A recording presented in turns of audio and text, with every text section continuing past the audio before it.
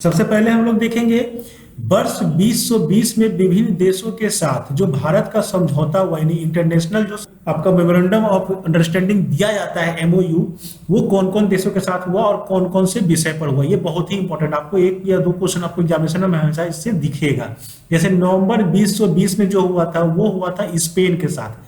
ध्यान देना, स्पेन के साथ हुआ है भारत का समझौता। विषय क्या है? खगोल विज्ञान में वैज्ञानिक और तकनीकी सहयोग विकसित करने के लिए। वैसे ही नवंबर 2020 में यूके के साथ, यूनाइटेड किंगडम के साथ भी समझौता हुआ। किस क्षेत्र में हुआ है? दूरसंचार आईसीटीसी के क्षेत्र में। फिर अक्टूबर 2020 में जापान के साथ एक समझौता हुआ है जो हुआ है सूचना और संचार प्रौद्योगिकी के क्षेत्र में सहयोग के लिए।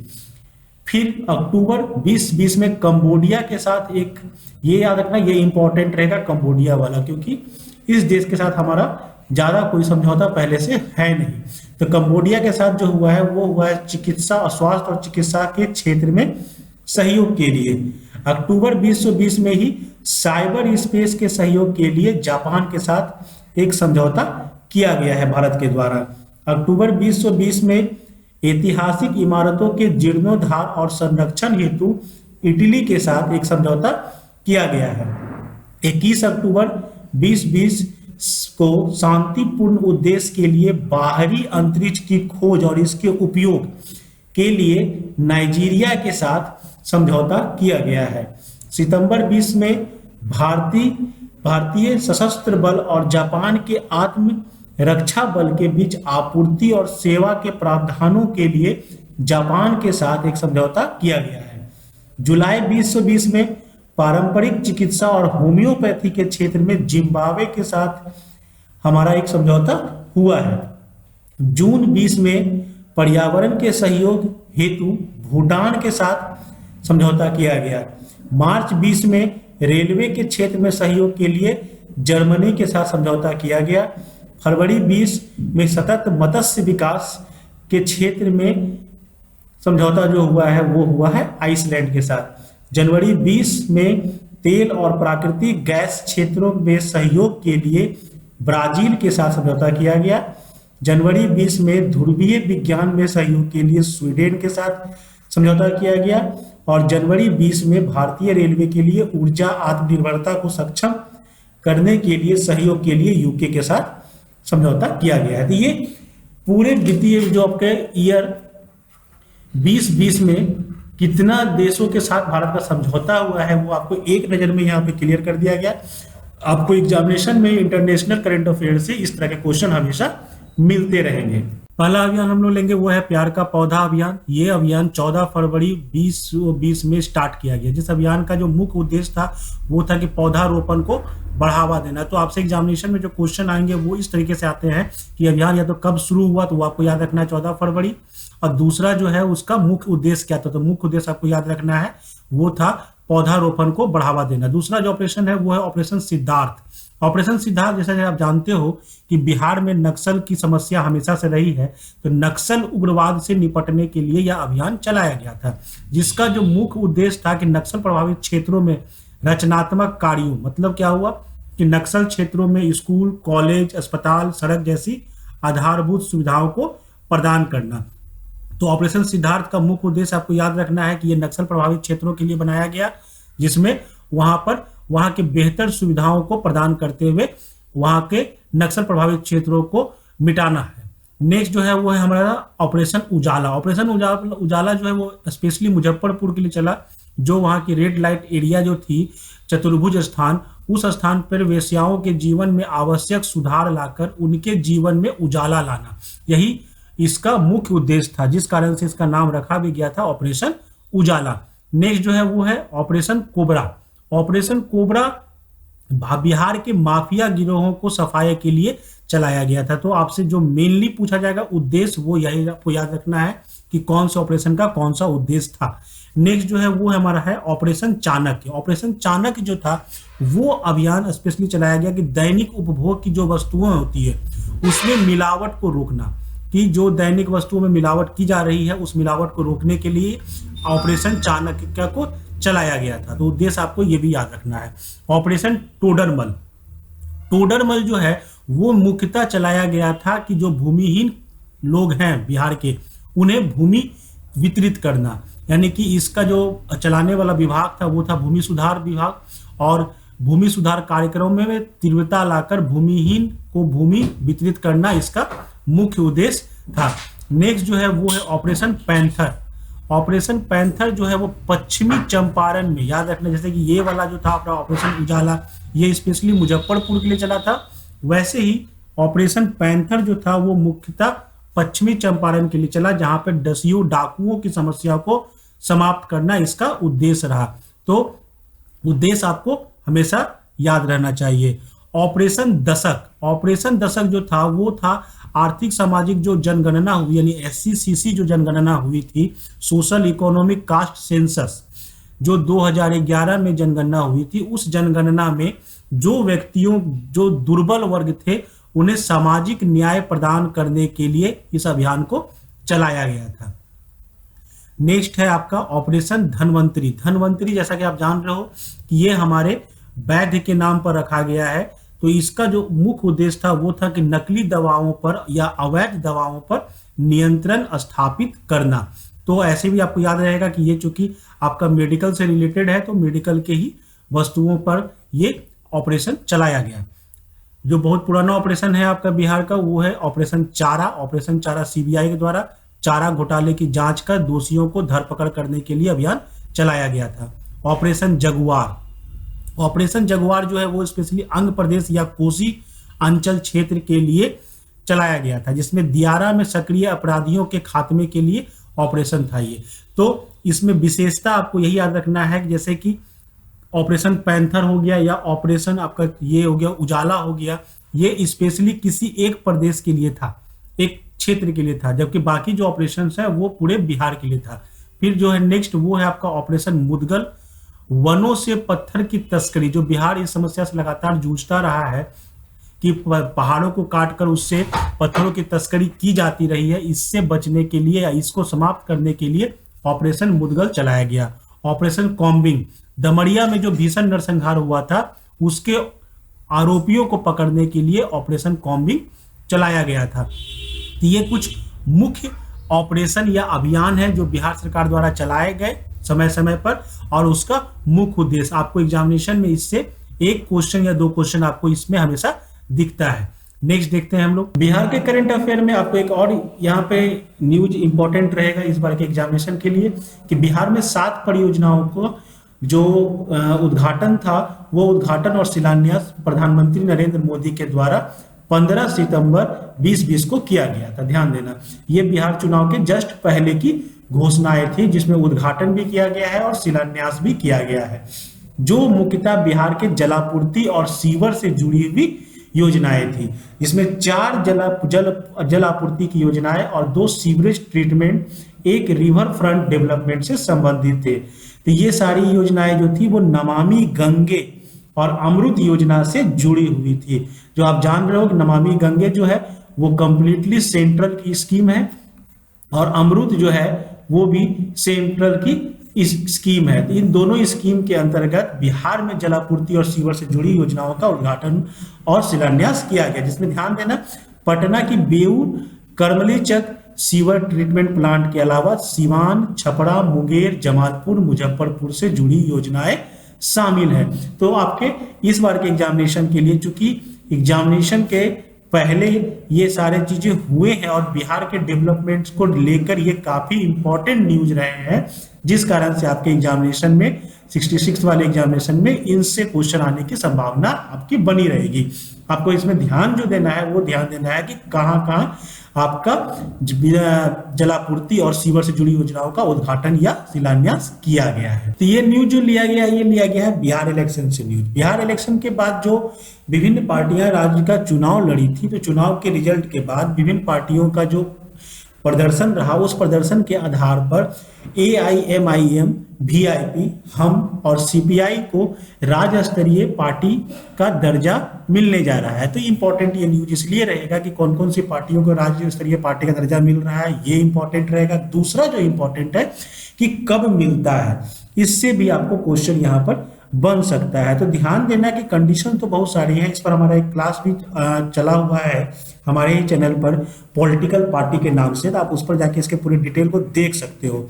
तो उसके लिए आप अपने चैनल, हमारे चैनल पर देख लेना, पॉलिटिकल पार्टी से रिलेटेड वो न्यूज था। बट यहाँ पर हम इसको सिंपल सा वर्ड में समझा देंगे, रिवीजन करा देंगे आपका, कि वैसी पार्टियां जिनको कहा जाता है कि जो कम से कम 3% वोट या 3 सीट जीती हो, उसे राज्य स्तरीय पार्टी यानी स्टेट पार्टी का दर्जा मिलता है। तो ये सारी पार्टियां जो है वो 3 से ज्यादा सीटों को जीती थी, जिस कारण से इन्हें राज्य स्तरीय पार्टी का दर्जा मिल जाएगा।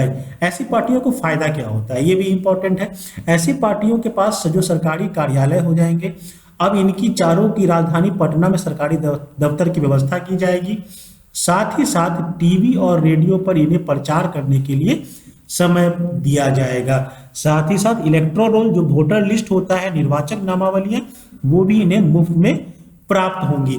ये कुछ फायदे हैं स्टेट पार्टी बनने के बाद। कंडीशन को लेके क्वेश्चन बन सकता है, तो कंडीशन याद रखना। कंडीशन बहुत सारा था, लेकिन जो इंपॉर्टेंट कंडीशन जो इन लोग के साथ लागू हो रहा है वो हो रहा है कि मिनिमम 3% वोट, या कह लो कि 3 से ज्यादा सीटें, इतनी सीटों पे इन्होंने चूंकि जीत हासिल की, इसलिए इन्हें अब राज्य स्तरीय पार्टी का दर्जा मिलेगा।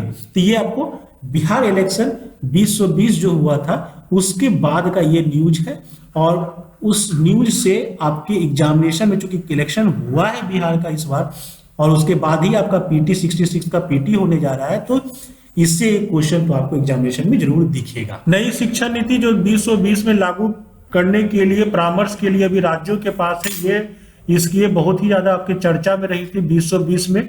तो हम समझेंगे पहले इसके मुख्य बातों को, साथ ही इससे क्या क्या क्वेश्चन आ सकते हैं। जैसे पहला क्वेश्चन तो इसमें यही आएगा आपको कि इसके साथ ही मानव संसाधन मंत्रालय का नाम बदलकर शिक्षा मंत्रालय कर दिया गया।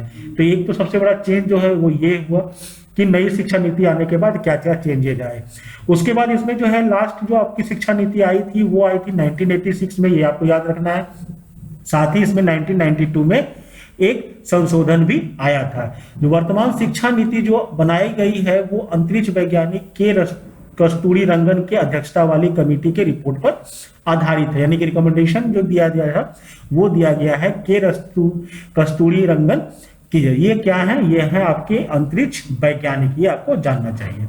उसके बाद नई नीति के प्रमुख बिंदु, जो सबसे बड़ा बात है इसमें वो ये है कि ये 5+3+3+4 सिस्टम पर आधारित है। जो हम लोग पहले जानते थे 10+2 सिस्टम को, अब ये बदल गया।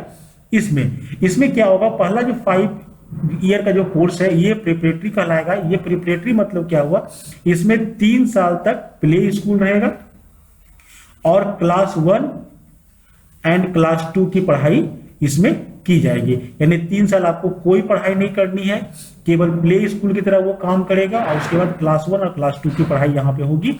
ध्यान देना, इसमें क्या इंपॉर्टेंट रहेगा कि कोई एग्जाम इसमें नहीं होगा। इस 5 साल के ड्यूरेशन में कोई एग्जाम बच्चों का नहीं लिया जाएगा। उसके बाद 3 जो आया मेरा, इसमें ये क्लास 3 से स्टार्ट होगा और 3, 4 एंड 5 तक की पढ़ाई यहाँ पर की जाएगी, क्लास 3, 4, 5 की। उसके बाद फिर जो 3 आया उसमें क्या होगा कि 6, 7 एंड 8 ये 3 क्लासों की पढ़ाई इसमें कराई जाएगी। और उसके बाद जो लास्ट आया आपका, इसमें आपका होगा 9th, 10th, 11th and 12th। तो इस तरीके से अब जो सिस्टम बना वो 10+2 सिस्टम को रिप्लेस किया गया है 5+3+3+4 के सिस्टम में। और इंपॉर्टेंट बात क्या रहेगा इसमें इंपॉर्टेंट ये है कि इसमें आपको अपनी भाषा में पढ़ने की आजादी रहेगी, यानी कि आपका जो क्षेत्रीय लैंग्वेज है उसमें भी आपकी पढ़ाई कराई जाएगी। साथ ही साथ आपको इसमें एक फॉरेन लैंग्वेज को सीखने का भी मौका मिलेगा, एक विदेशी भाषा को भी यहाँ पर आपके पढ़ाई में शामिल किया जाएगा। और इंपॉर्टेंट क्या रहेगा, इसमें वोकेशनल जो ट्रेनिंग होती है वो इसमें कंपलसरी रहेगी। तो ये कुछ मुख्य बातें हैं नई शिक्षा नीति के। कोसी रेल महासेतु समेत 12 परियोजनाओं का उद्घाटन प्रधानमंत्री मोदी के द्वारा किया गया। तो ये भी आपके लिए इंपॉर्टेंट एक न्यूज है, क्योंकि कोसी रेल महासेतु का बनना बिहार के लिए एक बहुत ही महत्वपूर्ण घटना थी।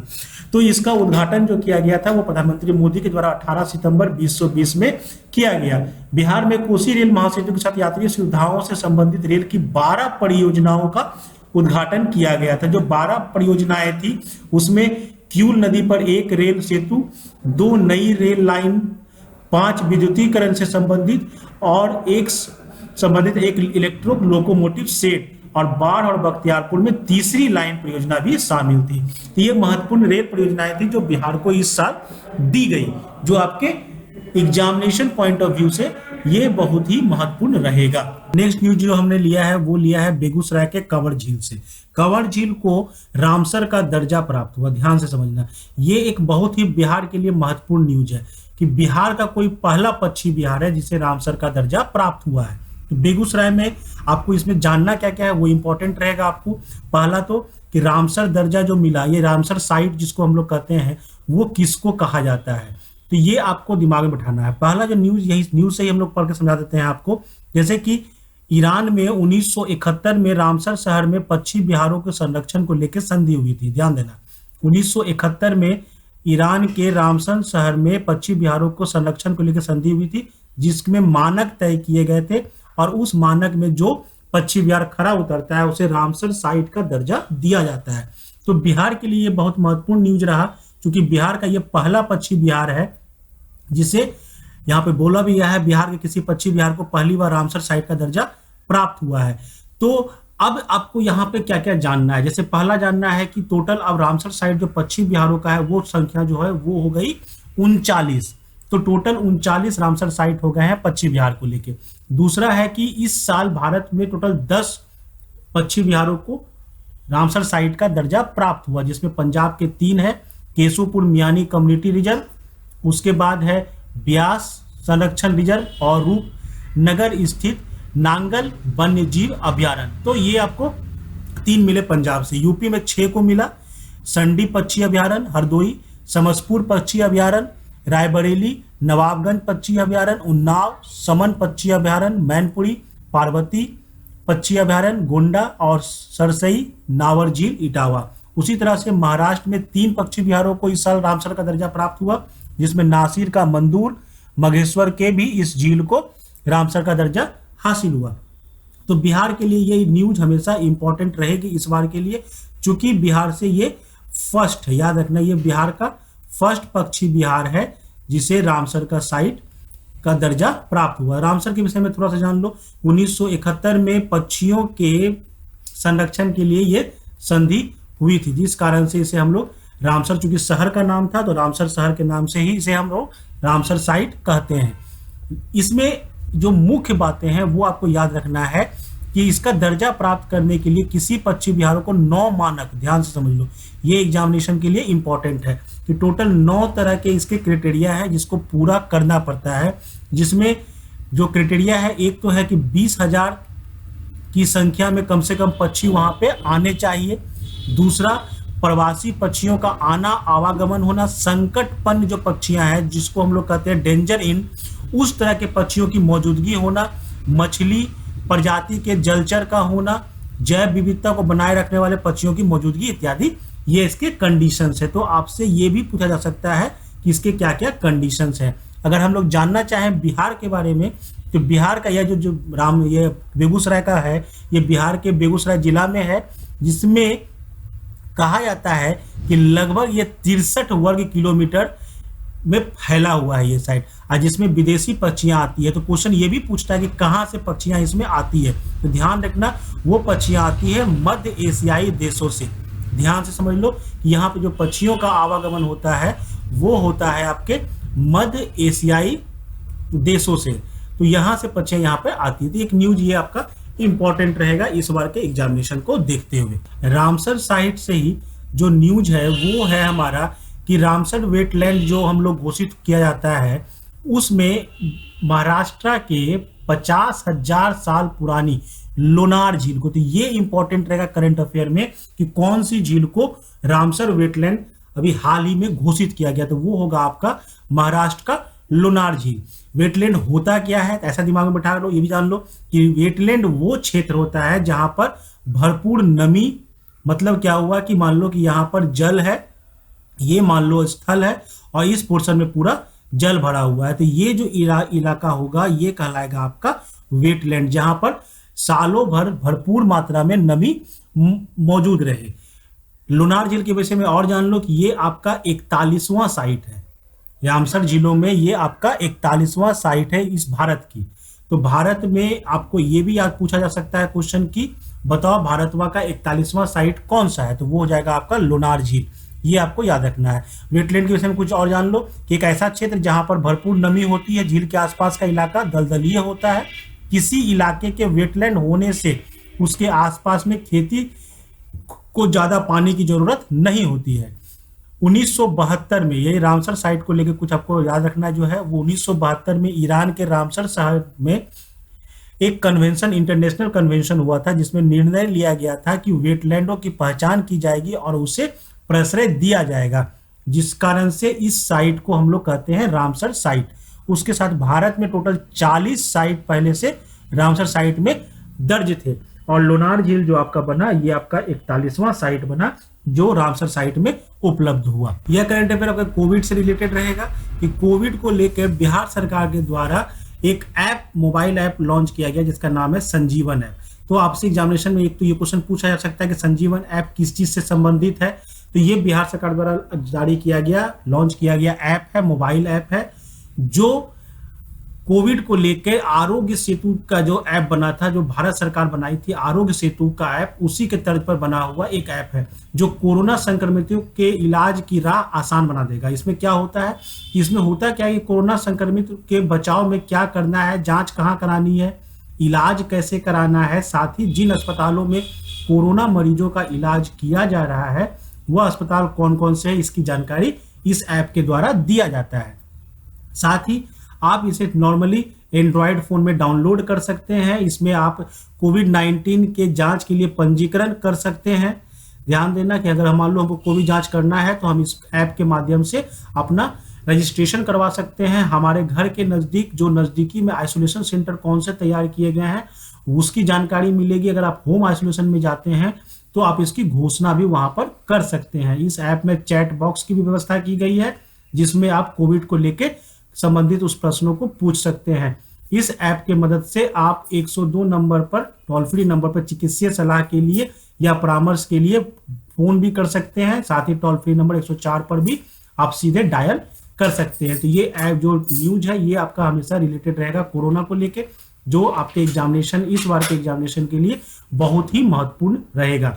तो आपको मेनली याद रखना है कि संजीवन ऐप जो है वो किस चीज के लिए बना था और इस ऐप की क्या क्या मुख्य बातें हैं। बिहार को लेकर एक इंपॉर्टेंट न्यूज जो है वो है चमकी बुखार, जो बिहार के मुख्यतः मुजफ्फरपुर जिले में ये एक गंभीर बीमारी रही है जो लास्ट ईयर बहुत ही ज्यादा चर्चा में भी आई थी। चमकी बुखार जिसे मस्तिष्क ज्वर भी कहा जाता है। तो एक तो इसका नाम आपको क्या क्या है याद रखना है, एक मस्तिष्क ज्वर इसमें कहा जाता है, दूसरा चमकी बुखार कहा जाता है, दिमागी बुखार, जापानी इंसेफेलाइटिस, नवकी बीमारी, ये एक तरह की बीमारी है जो मुख्यतः 1 साल से 15 साल के बच्चों में होती है। इस बीमारी का होने का जो मुख्य कारण है वो अत्यधिक गर्मी एवं नमी के मौसम में यह फैलता है। चमकी बुखार में होता क्या है ये भी आपको जानना जरूरी है क्योंकि एग्जामिनेशन में ये क्वेश्चन पूछा जा सकता है। तो चमकी बुखार में बच्चे को लगातार तेज बुखार चढ़ा रहता है, जो नॉर्मली बुखार में ऐसा नहीं होता, वो बुखार डाउन भी होता है, बस इसमें बुखार आपका तेज चढ़ा रहता है।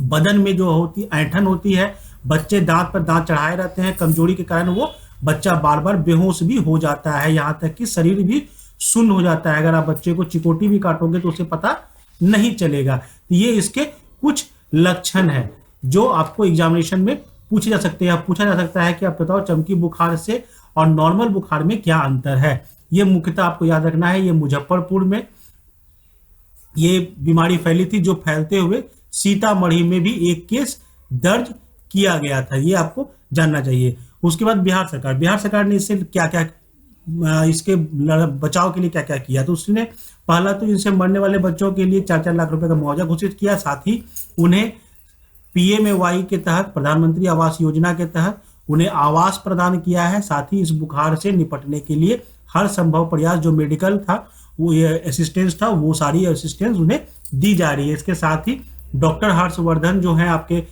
स्वास्थ्य मंत्री, उनके द्वारा भी, जो केंद्र सरकार के स्वास्थ्य मंत्री है हर्षवर्धन, वो भी आकर इस बीमारी से पीड़ित बच्चों को देखे थे, जिस कारण से ये आपके न्यूज में काफी हद तक रहा। तो करंट अफेयर में हो सकता है आपको ये चमकी बुखार से रिलेटेड न्यूज मिल जाए, जिसमें आपको याद क्या क्या रखना है कि चमकी बुखार होता क्या है, इसका क्या क्या नाम होता है, ये इंपॉर्टेंट रहेगा।